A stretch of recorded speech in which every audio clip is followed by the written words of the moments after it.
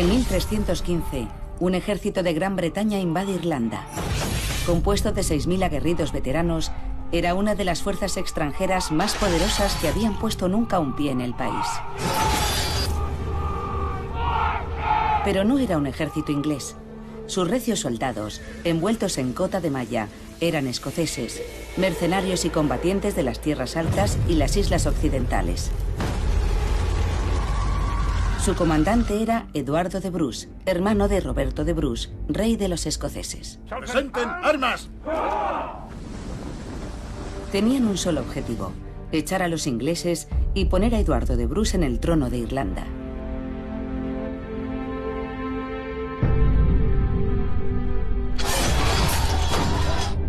Era un plan ambicioso. En más de un centenar de años, nadie había conseguido liberar a Irlanda del yugo inglés. Esta es la historia de dos naciones celtas, una herencia común y una guerra olvidada que pudo haber cambiado el curso de la historia. Al poco de su llegada, Eduardo de Bruce se había proclamado rey supremo de Irlanda.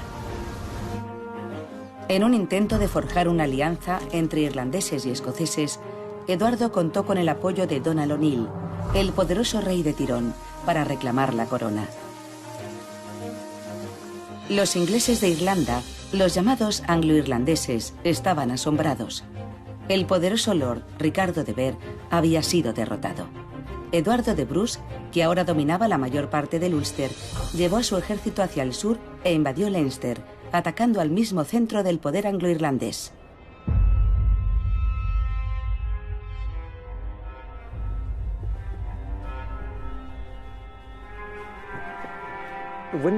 El invierno de 1315-1316, los escoceses están en una posición que les permite arrasar todo lo que encuentran a su paso. No los pueden parar, no han sufrido ningún revés importante.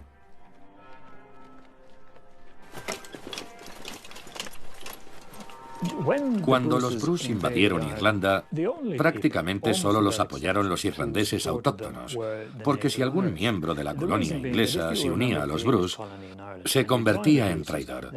Por tanto, no recibieron casi ningún apoyo de los anglo-irlandeses. En gran medida se convirtió en una guerra entre los ingleses de Irlanda y los irlandeses autóctonos, y ellos solo tenían el respaldo de los irlandeses autóctonos.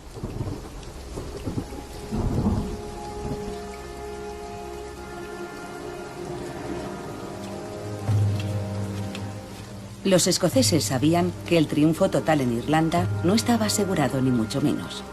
A no tardar, tendrían que enfrentarse a un terrible enemigo que no podía ser derrotado en la batalla.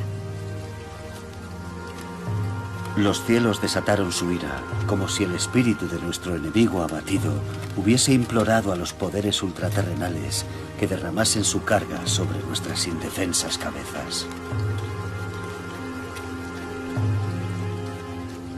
En mayo de 1315, cuando los escoceses llegaron a Irlanda, llovía intensamente. Durante el verano, el país había sufrido las peores condiciones meteorológicas registradas en Europa desde hacía varias generaciones.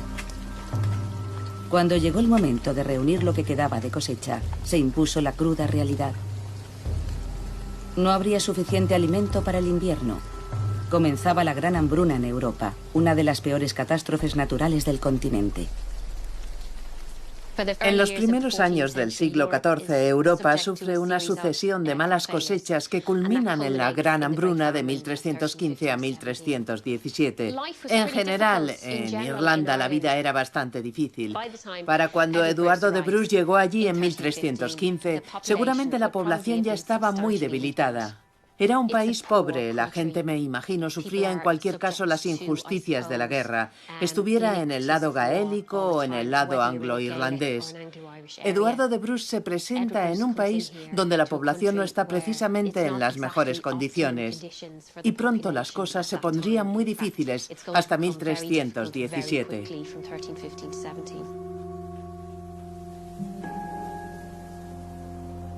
Había un gran padecimiento en todo el territorio irlandés. Muertes por doquier, hambruna y múltiples enfermedades extrañas, asesinatos, así como tormentas insoportables. Varios de los anales irlandeses de la época y posteriores culpan de la hambruna a la presencia misma del ejército de los Bruce, considerando que, de algún modo, había causado la situación o la había empeorado. También critican a las fuerzas inglesas por sumarse a ellos. Por tanto, la impresión era que, en la práctica, estaban del mismo lado. Los 4 jinetes del apocalipsis. Aquí tenemos a 2, la guerra y el hambre, y al mismo tiempo.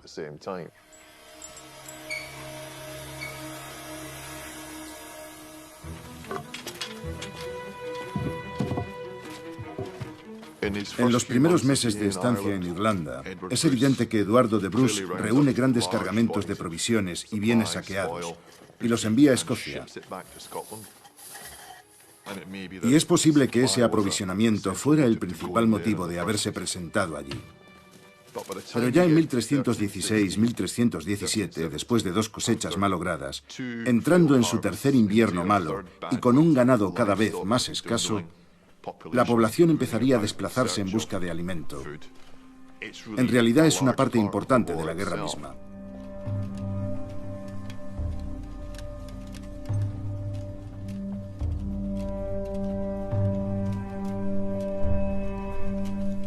No dejamos otra cosa que el fruto de un desierto carbonizado, que ahora era la amargura del polvo y las cenizas.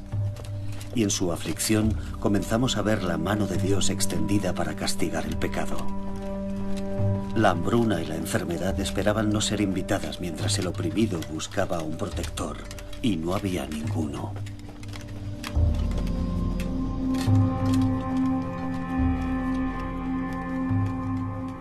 La gente en la Edad Media sabía en cierto modo cuál era su sitio.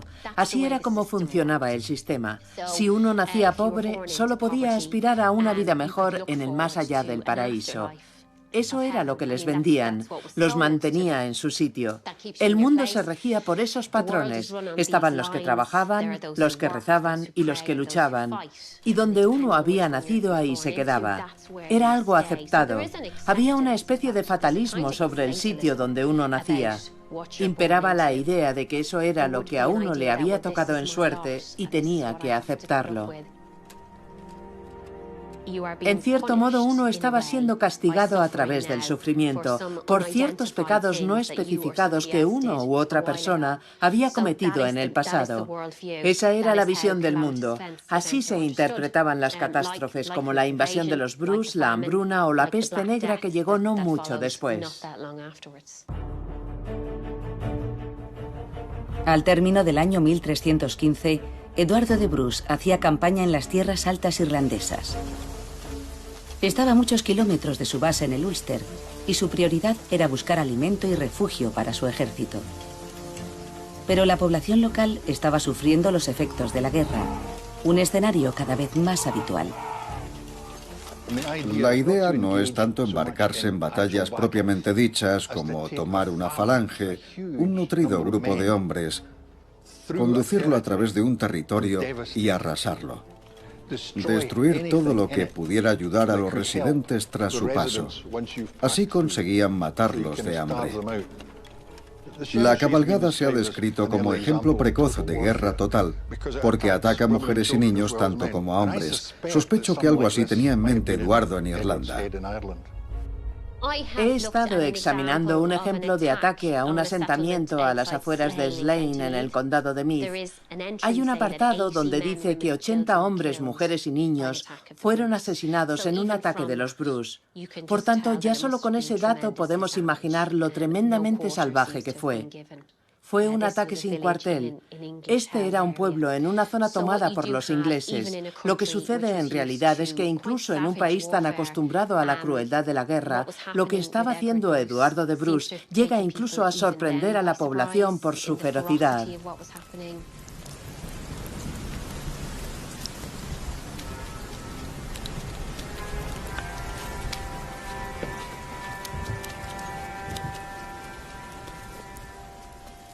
Seguramente fue la peor época para nacer de la Edad Media. La primera mitad del siglo XIV se asemeja al infierno.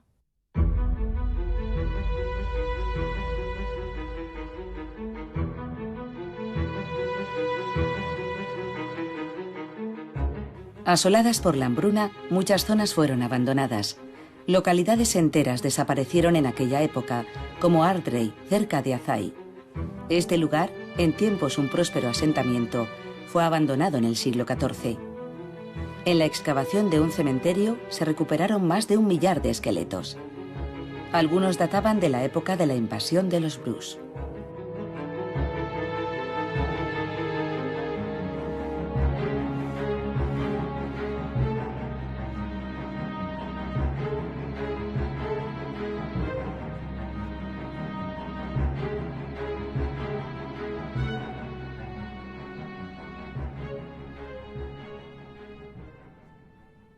Aparecieron los cuerpos de más de 1.200 personas, la población total de una ciudad medieval.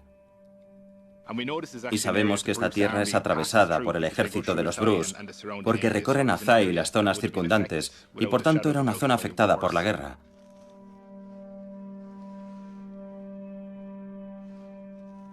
Cuando te paras a pensar cómo eran las cosas para la gente hace cientos de años, cuando miras esos restos, estás mirando directamente el rostro de alguien que vivió durante la invasión de los Bruce. Los tipos de lesiones que presentan son inimaginables en nuestra época.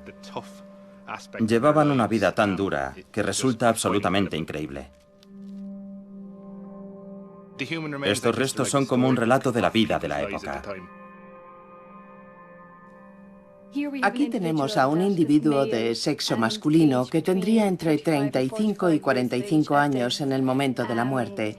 Vemos indicios de violencia interpersonal en la presencia de un traumatismo causado con un objeto afilado en el cráneo, como vemos aquí en el hueso frontal. Penetra por una zona con los bordes afilados, lo que indica que pudo ser una espada, y llega hasta un punto situado justo encima del ojo que estuvo a punto de perder. Aquí tenemos el hueso frontal con las órbitas de los ojos aquí y aquí, y esto de aquí es el oído. Este varón debía de estar frente a su agresor y recibió un ataque diestro, probablemente con una espada, que le asestaron así. Este traumatismo por objeto afilado seguramente le dejó el cráneo al descubierto. Y tuvo una suerte increíble porque sobrevivió. Además de ese corte con la espada, vemos un traumatismo por objeto contundente en la parte superior. Ya fuera al mismo tiempo, o en 2 ocasiones distintas, fue atacado con 2 tipos de arma, un traumatismo por objeto afilado y un traumatismo por objeto contundente. La clase de instrumentos que en la época medieval podía causar este tipo de lesiones eran las mazas o armas parecidas. Tenemos varios del mismo cementerio en los que es evidente que levantaron los brazos para cubrirse el rostro y protegerse. Estos restos son el relato humano de lo que sucedió en aquella época. Este hombre estuvo entre las personas que pasaron por ello.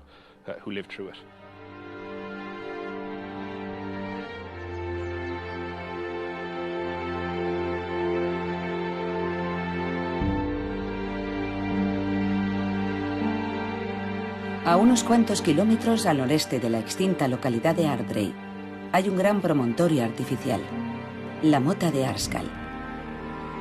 Hoy está cubierto de árboles, pero en el siglo XIV tenía un aspecto muy diferente. En enero de 1316, los lores anglo-irlandeses reunieron aquí un gran ejército dirigido por Edmund Butler, representante del rey inglés en Irlanda. Sabían que el ejército escocés estaba cerca y estaban decididos a destruirlo. El arqueólogo experto en campos de batalla, Tony Pollard, sigue el rastro de Eduardo de Bruce y el ejército escocés en su avance a través de Irlanda. No se puede negar que esto es realmente impresionante. Desde luego que sí. Venimos buscando campos de batalla todo el camino, y en todos los lugares que hemos estado hemos visto motas, todas mucho más pequeñas. Lo que tenemos aquí es un lugar de asentamiento muy importante. Lo que vemos es un gran montículo que en sus orígenes tendría una empalizada de troncos en la cima, y en su interior albergaría una pequeña guarnición. Pero lo que vemos hoy es solo una pequeña parte de lo que hubo. Acompañando esta mota habría un importante asentamiento. Cuando los anglonormandos llegaron a Irlanda, construyeron estas motas para dominar el paisaje. Por eso siempre se encuentran junto a rutas de paso, terrestres o fluviales. Aquí estamos junto al camino por el que marchó el ejército de Bruce. El ejército de Bruce es el mayor ejército que ha desembarcado en el país. El mayor ejército que se verá en Irlanda en cientos de años. Un ejército así debe actuar en las rutas principales, avanzar hacia los centros de poder. Y eso era Arscall. Bueno, son como castillos, pero de bajo coste. Una solución rápida para controlar el territorio cuanto antes.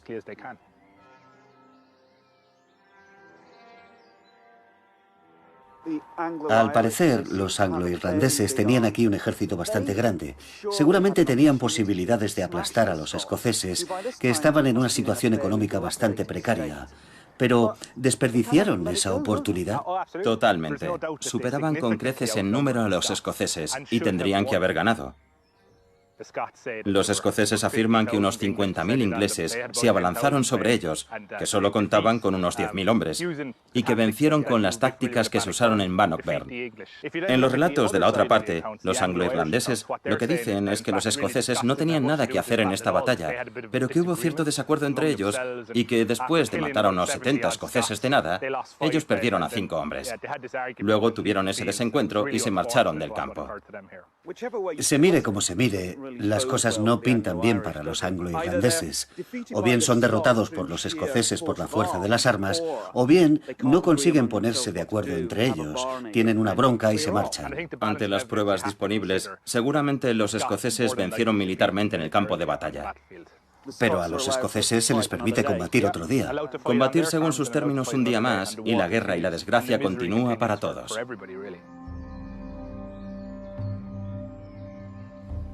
Arscall fue una oportunidad perdida para los anglo-irlandeses.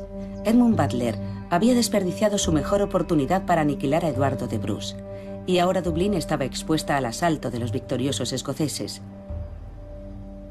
No obstante, en los días que siguieron a la batalla, se vieron atrapados en la denominada niebla de la guerra. Esa nube de incertidumbre cuando un ejército no está seguro de su propia capacidad ni de las intenciones de su enemigo. Los escoceses estaban hambrientos y agotados. Eduardo de Bruce sabía que no estaban en condiciones de atacar la ciudad más importante de Irlanda.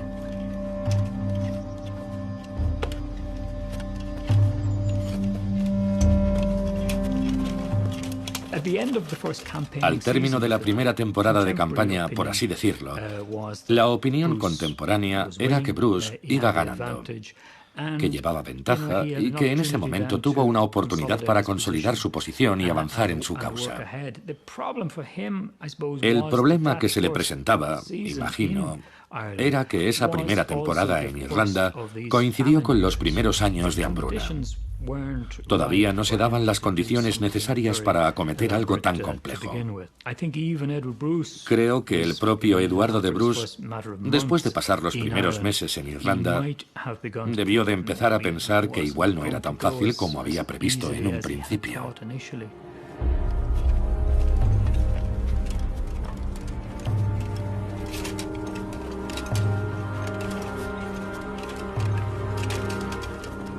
A los escoceses no les quedó más remedio que emprender la lenta y dolorosa marcha hacia el norte con destino a su base en el Ulster. Habían agotado prácticamente sus provisiones y los hombres empezaban a morir de hambre.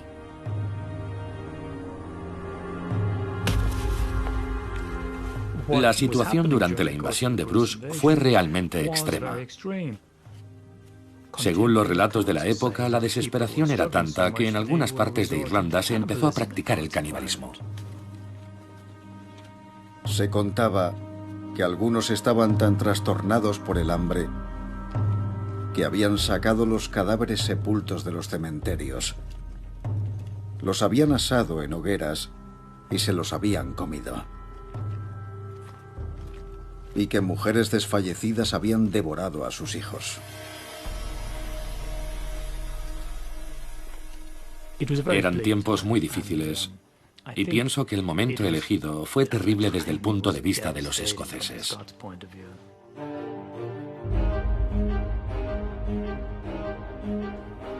El debilitado ejército escocés volvió hecho trizas al Ulster. Ni siquiera allí estaban a salvo los escoceses, ya que el castillo de Carrickfergus, su bastión principal en el norte, seguía resistiéndose. Eduardo de Bruce confió en un arma de guerra probada y fiable: matar de hambre por asedio.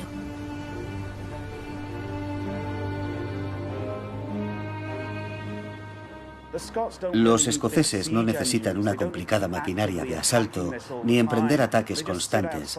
Solo tienen que esperar sentados en sus campamentos de asedio y dejar que la naturaleza siga su curso. Aunque es un conflicto increíblemente brutal, no es de los que conlleva lanzar grandes proyectiles al interior. Consiste simplemente en dejarlos atrapados. En un momento dado, los escoceses mandan emisarios al castillo para negociar y son tomados prisioneros por la guarnición. Y empiezan a correr los rumores de que esos hombres han sido devorados por la guarnición por el hambre que tienen. Pero hacia finales de julio y agosto de 1316, poco más de un año después del inicio del asedio, el castillo abre sus puertas, Eduardo de Bruce toma el control.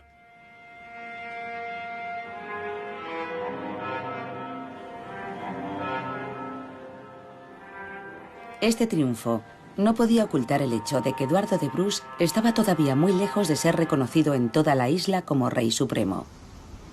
Felim O'Connor, rey de Connacht, decidió entonces aunar fuerzas con Bruce y atacó los asentamientos ingleses de toda la provincia occidental. Pero fue derrotado y muerto en la batalla de Athenry. Otros jefes gaélicos mostraron escaso o nulo interés por unirse a los escoceses. Irlanda en la Edad Media, a diferencia de Escocia, tenía una sociedad muy polarizada. Por una parte estaban los irlandeses autóctonos y por otra estaban los ingleses de Irlanda. Así que probablemente era ingenuo pensar que conseguirían superar esas divisiones internas en aras de una causa nacional de algún tipo. Pero Bruce aún contaba con el apoyo de un temible líder gaélico, Donald O'Neill de Tyrone. El ejército de O'Neill constituía el mayor apoyo irlandés a la campaña escocesa. En lugar de luchar contra los ingleses, nos enfrentamos entre nosotros.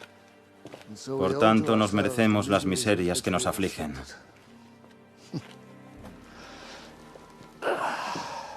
Degenerados y manifiestamente indignos de nuestros antepasados. Gracias a su valor y sus espléndidas hazañas, la raza irlandesa de todas las épocas pasadas pudo preservar nuestra libertad. Debemos mantener la armonía en el hogar. Debemos afrontar esta guerra con nuestras fuerzas unidas si queremos recuperar nuestra libertad. Sí se desprende la idea de que se veían a sí mismos como irlandeses diferenciados. Irlanda sigue siendo un país muy dividido durante la mayor parte de la Edad Media. Esa es la tragedia, que no sumarán fuerzas y trabajarán juntos. Eso no sucedió.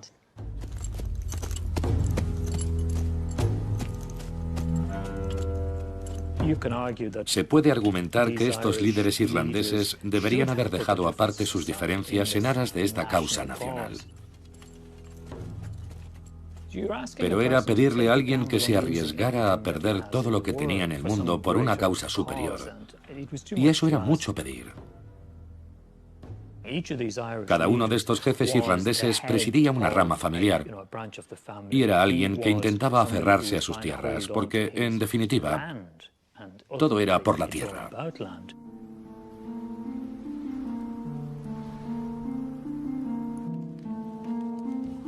La campaña de Eduardo de Bruce estaba perdiendo fuelle. Necesitaba refuerzos y provisiones desesperadamente para su ejército mermado y debilitado. Y solo había un hombre que pudiera brindarle esa ayuda. En septiembre de 1316, Eduardo viajó hasta Fife para ver a su hermano, el propio rey de Escocia, Roberto de Bruce.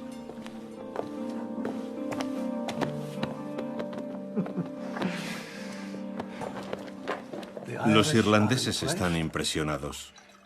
El gobierno está asustado por la brecha que se ha abierto tan rápidamente en el corazón de la influencia inglesa, y aún así no marchaste sobre los muros de Dublín. ¿Por qué? Tenía las manos atadas. La hambruna y el cansancio habían dejado exhaustos a los hombres que me quedaban. Y continuaba el sitio de Carrickfergus. Eran dos frentes. Y seguí tu consejo, no exijas lo que tus fuerzas no te permitan reclamar. Tendrán que enfrentarse a la ira de dos reyes para convencerles de su lealtad. Haz acopio de provisiones, refuerza a tus hombres y prepárate para la guerra. Siempre era Eduardo de Bruce a quien veíamos en primera línea en esta invasión de Irlanda. Y de hecho, el biógrafo contemporáneo John Barbour, que escribió un extenso poema sobre él en el siglo XIV, relata que Eduardo es un tanto alborotador, y por eso Roberto busca librarse de él. Pero yo pienso que había otras razones para ello. Todos los testimonios contemporáneos indican que Roberto y Eduardo estaban muy unidos. Eduardo era la mano derecha de Roberto. Es posible que Eduardo estuviera impaciente por demostrar que él era el digno sucesor, el digno candidato a suceder a Roberto de Bruce. Eduardo pudo haber pensado, si voy a ser el próximo rey de los escoceses, tal vez deba demostrar que tengo el temple que hace falta para serlo, porque debía de sentirse un tanto eclipsado por Roberto. El hilo conductor de toda esta historia es la relación entre ambos hermanos, Roberto y Eduardo.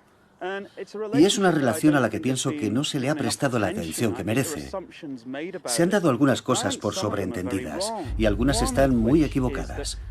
Una sería que Roberto quería quitar del medio a su hermano porque era una amenaza para él. Pienso que es una estupidez. Roberto envió a su hermano a Irlanda porque confiaba en él. Y no creo que encaje con la idea de que la relación entre Eduardo y Roberto fuera sospechosa o difícil. Toda la familia Bruce había sido prácticamente aniquilada.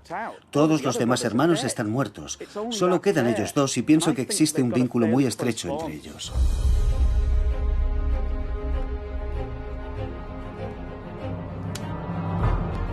El rey Roberto llegó así a Irlanda. Y cuando llevaba 3 días en Carrickfergus, consultaron y decidieron que, con todos sus hombres, continuarían su marcha por toda Irlanda, de extremo a extremo.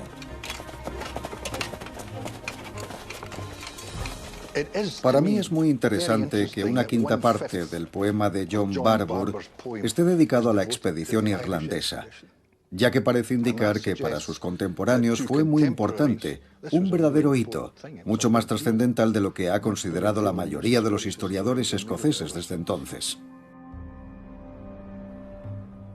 Cuando Roberto de Bruce vino a Irlanda, el ejército se puso en marcha y claramente iba hacia Dublín. Dublín era el centro de todo.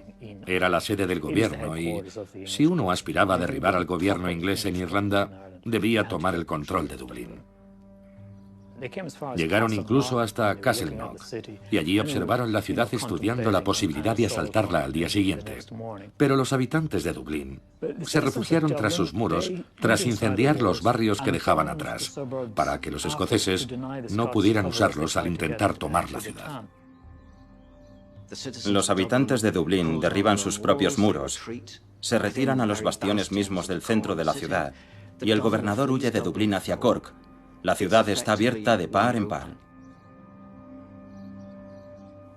Es difícil imaginar qué otra cosa que no fuera la toma de Dublín habría podido inclinar la balanza en Irlanda. Tardan más de un año en tomar Carrickfergus y aunque termina cayendo, no cambia mucho las cosas. El problema al que se enfrentaba Roberto de Bruce era que estaba obligado a actuar con presteza y contundencia. No podía pasarse un año acechando en el exterior de Dublín para conseguir que se rindieran. Creo que analizaron la situación y se dieron cuenta de que o llevaban a cabo un asedio prolongado o renunciaban al objetivo y continuaban su marcha. Dejando atrás Dublín, los escoceses marcharon hacia el oeste, a Leixlip, donde pasaron 4 días entregados al pillaje y los incendios. Más al sur, los monjes franciscanos de Castledermot no tenían motivos para alegrarse de la cercanía de Roberto de Bruce. 2 años antes, su hermano había destruido su monasterio en Dundalk.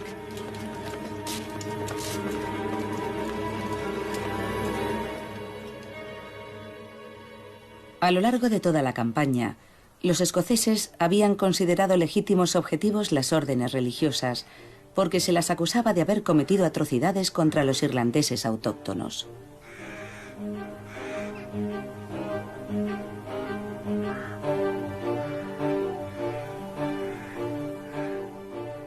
Entonces, estos lugares no se abandonan a su suerte, están implicados en el conflicto. Así es. Estos lugares no reciben protección de ninguna clase, de ninguno de los bandos. Son un blanco fácil. No hay una razón objetiva para elegir un monasterio, convento o abadía en particular. Pero cuando lo hacen, desatan la ira de los Bruce en todo el lugar. Solo demuestra con qué seriedad se tomaban los escoceses este lugar y esta operación. Realmente no dejaron piedra sobre piedra, ¿no? En efecto.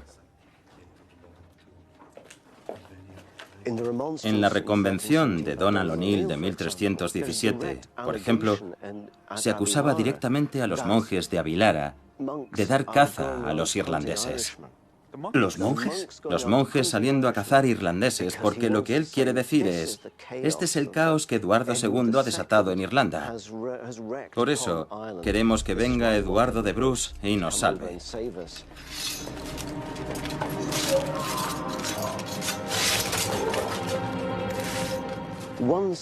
Un bando acusa al otro de los crímenes más abyectos que uno pueda imaginar. Lo que estamos viendo es la guerra total, donde no hay nada sagrado. Se han dicho tantas tonterías sobre Braveheart, pintando a los escoceses como pobres desvalidos frente al agresor inglés, pero si uno retrocede y mira con objetividad, los escoceses son capaces de combinarlo de mala manera con lo mejor de ellos, o mejor dicho, con lo peor.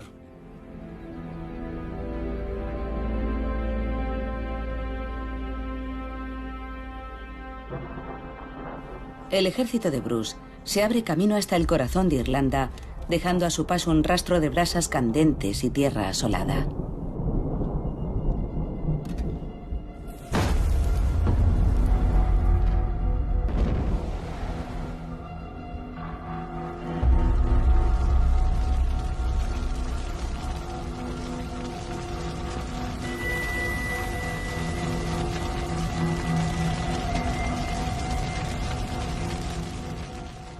Era una práctica militar escocesa privar al enemigo de recursos y provisiones alimentarias.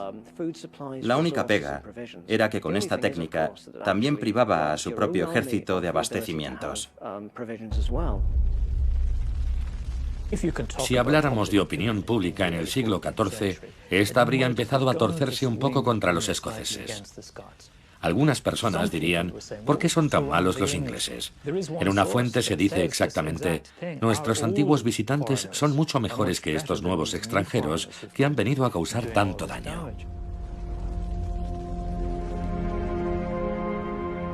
No hay más que ver la campaña. Parece que no tiene una finalidad, yendo y viniendo, pasando primero junto a Dublín hacia el sur, cruzando después en dirección a Limerick, y luego vuelta a cruzar y a subir. ¿Buscarían comida desesperadamente? La broma por la que casi mueren de hambre y llegan a comerse sus caballos. ¿Cómo se explica? Marchan de un sitio a otro intentando agitar a la población para que se sume a su bando. Y lo más al sur que llegan es cuando tienen Limerick al alcance de la vista. Intentan que los O'Brien se sumen a ellos. El problema con los O'Brien, igual que con los O'Connor y otras muchas dinastías, era que existían dos ramas enfrentadas. Una quería sumarse a los escoceses y la otra permanecer al lado del gobierno inglés. La unidad que esperaban encontrar era desconocida en Irlanda a principios del siglo XIV.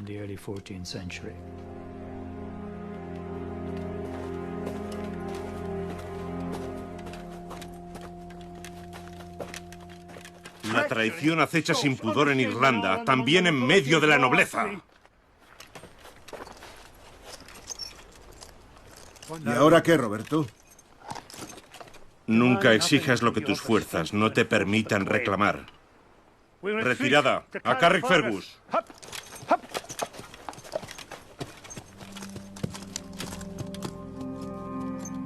No era la única mala noticia para los escoceses. Un ejército de refuerzos ingleses había desembarcado en Youghal y se dirigía hacia el norte.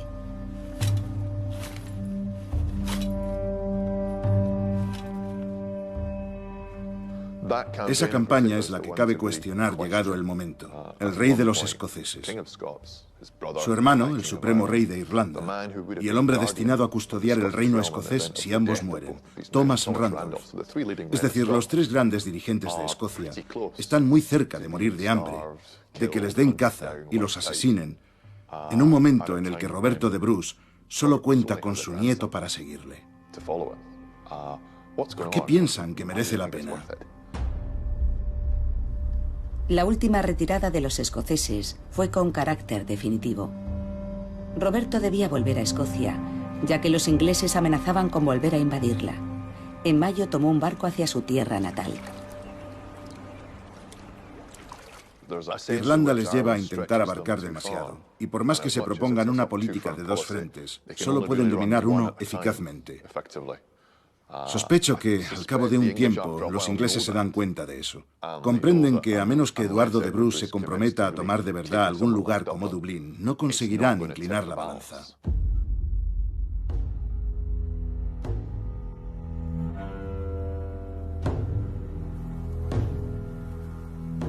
No existe prácticamente información sobre la evolución de la guerra a lo largo de más de un año tras la marcha de Roberto. Parece que durante muchos meses los escoceses, los irlandeses y los angloirlandeses se abstuvieron de continuar los combates. Quizá todos los bandos necesitaban recuperarse después de casi 3 años de guerra y hambruna.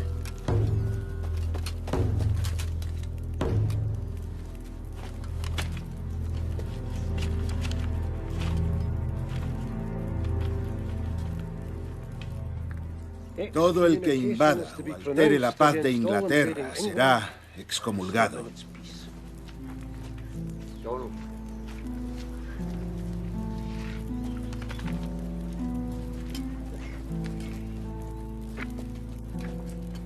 Vuestro hermano puede permitirse desafiar al Papa, pero si el cielo descarga su ira sobre mí y los míos, ¿qué será de nosotros?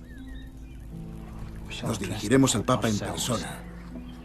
A través de los cardenales le convenceremos de que Irlanda es una causa justa.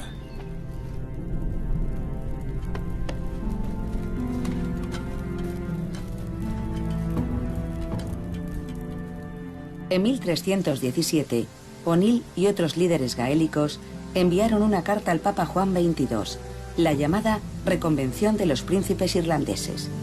En ella explicaban por qué habían apoyado a Eduardo de Bruce contra los ingleses. De aquel tiempo en que los ingleses cruzaron las fronteras de nuestro reino con aviesa intención, con toda su fuerza y usando las destrezas que dominaban, tratando de destruir a nuestro pueblo y aniquilarlo del todo,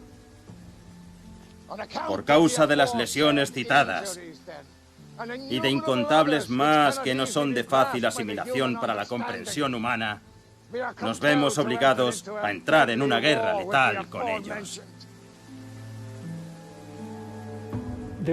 En la reconvención se afirma que Donald O'Neill tenía el apoyo de un gran número de obispos irlandeses, y seguramente era verdad, porque si repasamos el texto vemos que su importancia reside en que fue enviada al Papa que estaba en Aviñón.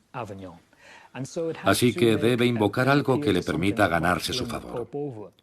Decide recordarle que los ingleses vinieron a Irlanda con el permiso del Papa Adrián IV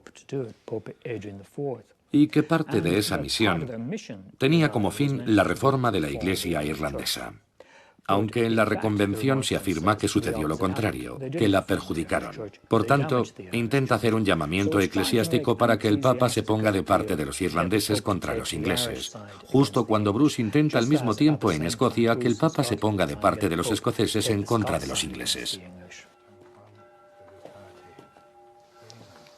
Para conseguir nuestros objetivos más rápidamente, solicitamos que viniera en nuestro socorro el ilustre Eduardo de Bruce, conde de Carrick, y hermano de Lord Roberto, el más ilustre rey de los escoceses y heredero de nuestros más nobles antepasados. En su redacción, la reconvención se parece sospechosamente a la declaración de Arbroath, que la Iglesia y la nobleza escocesas enviarían al Papa 3 años después.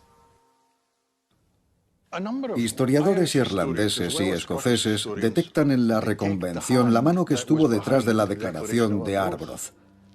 Que aquello era obra de la Cancillería de Bruce, un documento de propaganda, si se quiere, no cabe ninguna duda. Pero señalan muchos puntos parecidos. Los irlandeses habían gobernado durante siglos sin ser conquistados por un extranjero. Exactamente como decían los escoceses en su declaración. El rey inglés se presentó como amigo, pero los traicionó como un enemigo.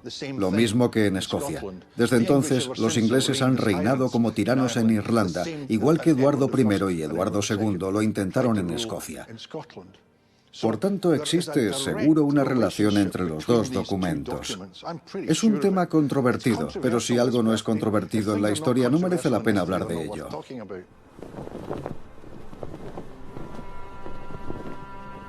A decir verdad, si estamos luchando, no es por riquezas, ni por honor, ni por la gloria, sino por la libertad nada más, que ningún hombre honesto entregará, si no es con su propia vida.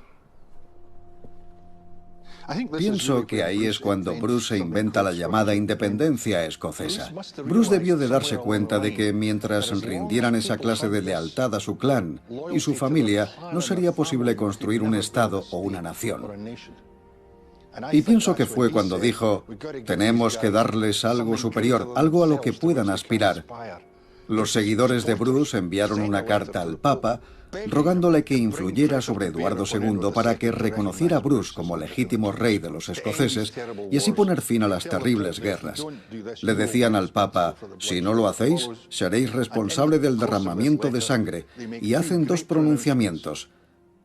Si Bruce decide someternos a nosotros o a nuestro reino al rey de los ingleses o a los ingleses, le apartaremos del trono y pondremos en él a alguien que sepa regir mejor nuestros destinos.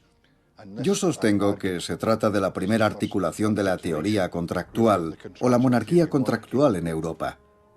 Y a continuación declaran, mientras un centenar de nosotros continúe con vida, jamás nos rendiremos. Si estamos luchando no es por riquezas, ni por honor, ni por alcanzar la gloria, sino por la libertad nada más, que ninguna persona honesta perderá salvo con su propia vida. ¿Quién podría rebatirlo?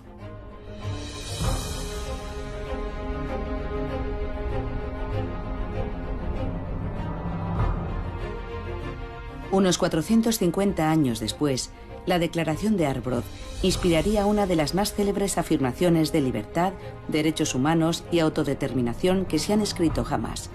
La Declaración de Independencia de los Estados Unidos de América. Este documento pudo haberse originado en una guerra olvidada, librada unos siglos atrás en Irlanda y Escocia. Una guerra que en 1317 aún no había llegado a su conclusión.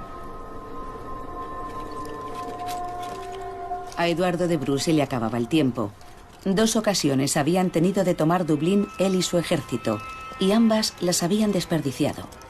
Los reyes irlandeses que les apoyaban fuera del Ulster habían sido vencidos en el campo de batalla. A pesar de los contratiempos, Eduardo tenía razones para esperar que las cosas mejoraran.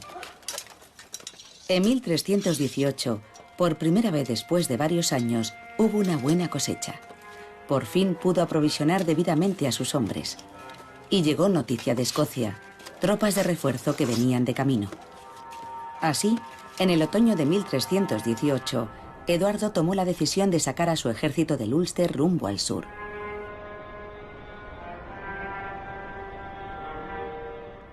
Roberto ha enviado refuerzos a Carrickfergus, y cabe preguntarse ¿por qué Eduardo decide de repente abandonar Carrickfergus antes de que el rey Roberto regrese? Tal vez tuviera que ver con una repetición de los hechos de 1317, cuando Eduardo conduce a la vanguardia hacia el sur y el ejército principal de Roberto le sigue. Es posible que fuera alguna iniciativa para tomar Dublín. Si pusieron rumbo al sur en octubre de 1318 fue quizá porque tuvieron otra idea. Un último intento que pensaron surtiría efecto. Por tanto, los escoceses seguían abrigando esperanzas respecto a Irlanda. Y es posible que a esas alturas hubieran podido sacar un conejo de algún sombrero.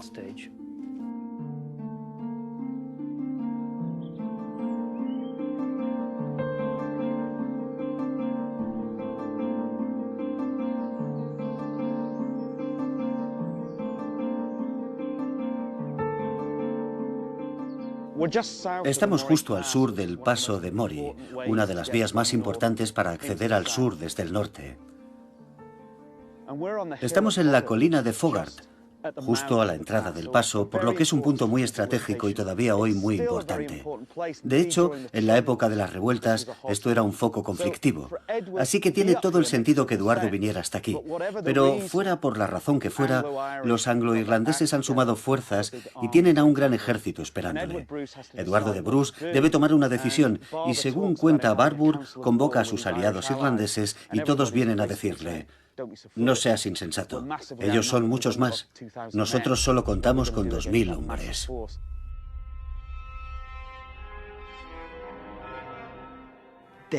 Es posible que Eduardo tuviera la intención de poner punto final a aquello. Es posible que una idea le rondara la cabeza, la necesidad de marcarse la misma clase de victoria que Roberto había conseguido en Bannockburn. Podría darse el caso de que Eduardo de Bruce fuera igualmente un tanto fanático y se precipitara al entrar en esta batalla, a pesar de que, según fuentes contemporáneas, venían más tropas de camino para servirle de refuerzo. Sin embargo, decidió correr el riesgo en la batalla. Los historiadores sitúan el campo de batalla en esta colina, que mira hacia la entrada del paso. En mi opinión, no tiene sentido. Es demasiado empinada para que los anglo-irlandeses posicionaran en ella su caballería. Si Eduardo de Bruce se hubiera situado aquí arriba, habría estado de cara a la ciudad, que al parecer era de donde procedía el enemigo, así que no tengo nada claro que este sea el campo de batalla. Para mí, que he visto muchos campos de batalla, realmente no tiene mucho sentido.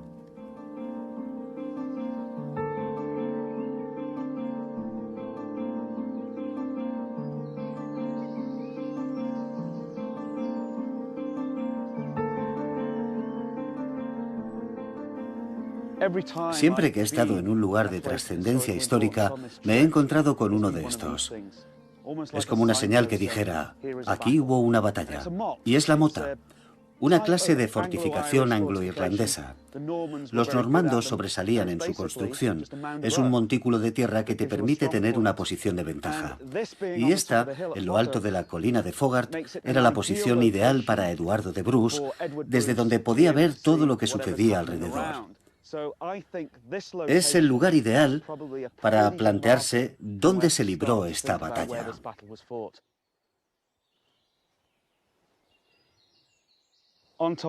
Desde la cima de la mota, arriba de la colina de Fogart, tengo una visión muy nítida de la ciudad, pero no solo hay una buena visibilidad, sino que esta pendiente es mucho más suave. Por tanto, esta colina ofrece una posición mucho más ventajosa a Eduardo de Bruce, su ejército escocés y sus aliados irlandeses para entrar en combate, ya que sus hombres pueden descender con facilidad. Tienen la ventaja de la altura y al mismo tiempo pueden bajar de manera controlada, algo que no era posible desde el otro lado, mucho más empinado. Parece tener fe en sus posibilidades. Entonces, fuera de sí, Eduardo dijo: quien quiera ayudar, que ayude. Pero tened la seguridad de que yo voy a luchar, sin más dilación. Nadie podrá decir que fuerzas superiores en número me han hecho huir.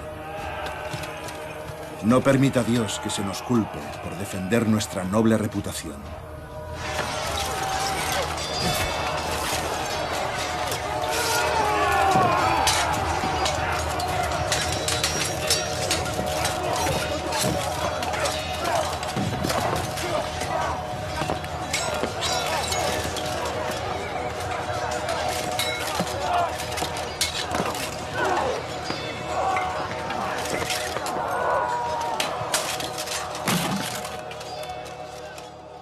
terminó siendo un Bannockburn anglo-normando, porque infligieron una derrota aplastante a los escoceses, y ese es el final del sueño en aquella ladera de Dundalk.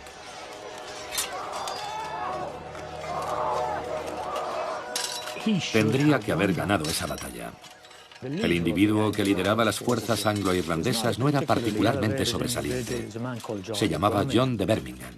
Dirigía una fuerza más bien local, formada principalmente por hombres del propio condado de Louth, aunque había algunos del condado de Meath. Desde luego, no era un inmenso ejército estatal, y presumiblemente intentaron adelantarse a los Bruce, a su llegada a Dundalk, donde podían causar un gran daño. Si hubieran vencido al ejército de Birmingham en Fogard, los escoceses habrían tenido bastantes posibilidades de establecerse aquí, con carácter permanente.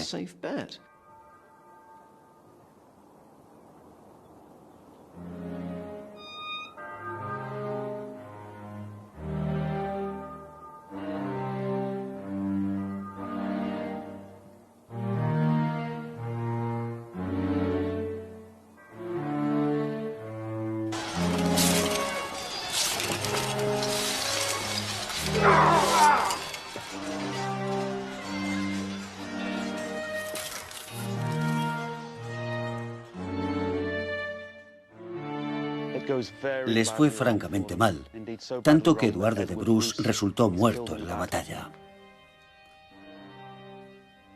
Su cabeza fue separada de su cuerpo, metida en una caja con sal y enviada a Eduardo II como prueba de su muerte. También cortaron sus extremidades y las enviaron a distintos puntos del reino como demostración de que el temido Eduardo de Bruce había sido vencido. Si fue así como sucedió, esta no puede ser la tumba de Eduardo de Bruce, pero es un monumento apropiado. Marca el fin de la historia de Eduardo de Bruce, el fin de la invasión de Irlanda por los escoceses. 3 años y medio de guerra, dolor y miedo tocan a su fin, en algún lugar próximo a esta cima.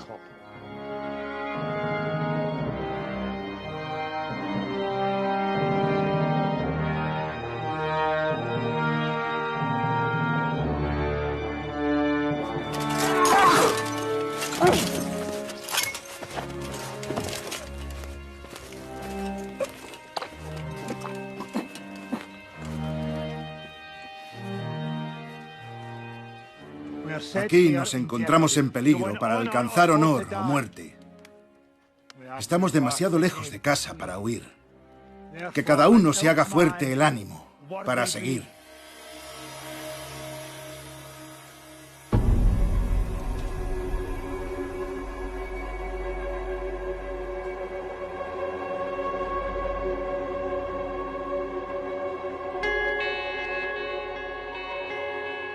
Para los irlandeses que simpatizaban con Bruce, las cosas cambiaron a peor. Los rivales de O'Neill, los O'Donnell, le atacaron y mataron a su hijo Soan. El propio Donald sobrevivió, pero su confianza en poder echar a los ingleses de Irlanda quedó hecha trizas. La guerra había terminado.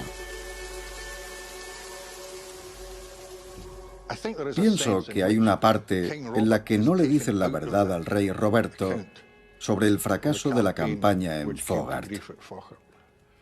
Creo que era por decisión de su hermano, Eduardo. Él pagaba el pato por lo que ocurría allí. Hasta es posible, a tenor de las escasas pistas que encontramos en su correspondencia, que fuera porque comprendía a los irlandeses y simpatizaba con ellos, mientras que Eduardo no. Eduardo no sabía realmente cómo tratarlos. Si uno lo piensa, no parece muy normal que un tipo se plante de repente en la costa irlandesa y diga: «Vengo a ser vuestro gran rey». Ellos le dirían: «¿Y tú quién eres?». Roberto de Bruce debió de pensar que, si él hubiera dirigido la expedición, el resultado hubiera sido distinto. Probablemente Barbour relató los hechos con toda la precisión de que era capaz cualquier fuente medieval, pero no hay que olvidar la diversidad de objetivos que tiene en mente y que su prioridad principal es encumbrar a Roberto, no a Eduardo. Así que reconoce a Eduardo su valentía y coraje, pero no necesariamente alaba su sentido común. Siempre es Roberto quien aparece como la cabeza sensata, lo cual pienso que es injusto para Eduardo, pero así es como John Barbour nos lo pinta. Más adelante se acusará a Eduardo de Bruce de cabezota, irascible y excesivamente ambicioso. En parte, seguramente se debe a un distanciamiento posterior de los escoceses, de Roberto I, respecto a los errores de su hermano.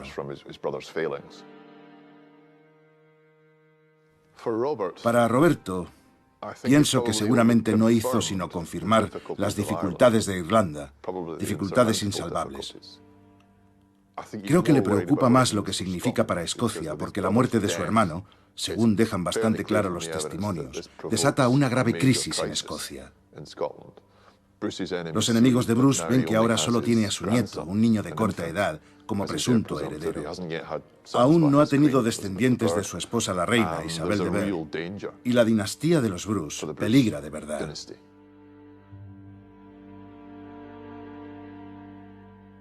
Pero la sombra de la desgracia pareció disiparse.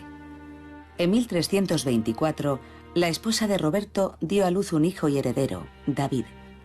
Y en 1328, los ingleses reconocieron finalmente el derecho de Roberto a gobernar Escocia. Hasta hoy, es recordado como el mejor monarca que ha ocupado jamás el trono escocés.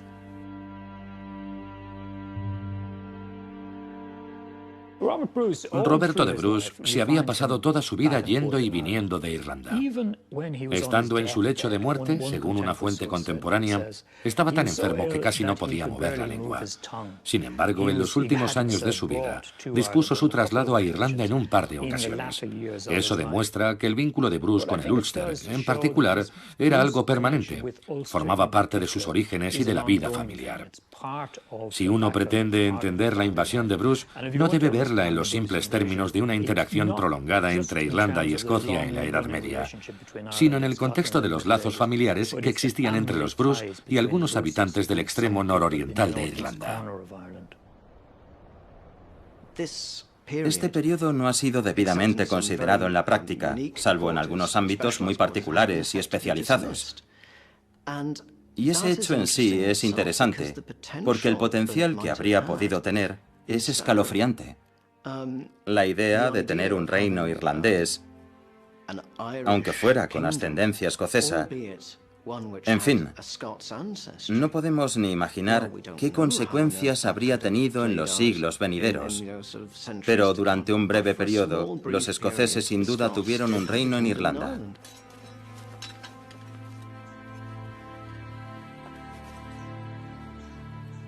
Durante más de 3 años, Eduardo de Bruce fue el regente autoproclamado de ese reino, pero nunca logró inspirar y conducir a los irlandeses como Roberto a los escoceses. Irlanda aún era un país dividido, y lo seguiría siendo.